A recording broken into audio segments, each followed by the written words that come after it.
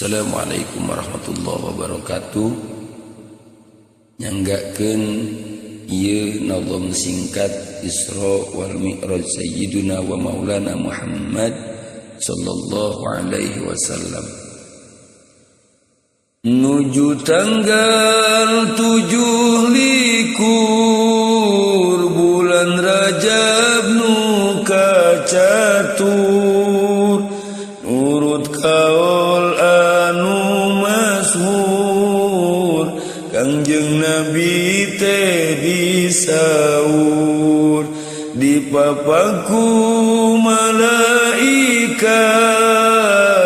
nyandak buruk nu kasebat lempang nate cara kilat tunggangan Nabi angkat di Mekah ka Baitul Maqdis dengan golami antawis kujalman tekatawis kersana Gusti nu wacis di Baitul Maqdis terasna naikna tangga kancana Mi'raj daya kasebatna ka langit Nabi sumpingna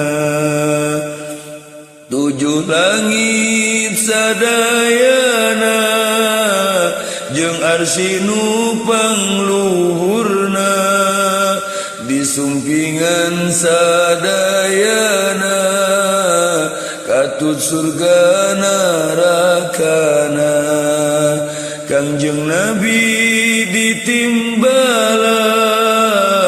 ku Gusti nu sifat Rahman anjeunna kudu netepan salat muji ka Pangeran kabeh jalma anu iman sami pada kewajiban salat nu 5 giliran henteu meunang dikurangan salat eta minangkana dina agama tihangna jalma nu luput salatna nyata rubuh agamana. Na'udzubillah wa summa na'udzubillahi min dzalik.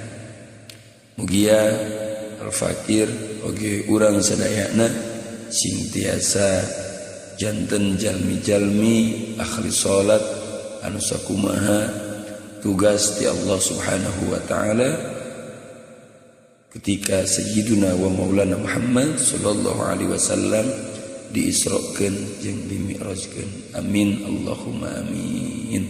Mugia sing tiasa ngaraksa urang kana salat. Assalamualaikum warahmatullahi wabarakatuh.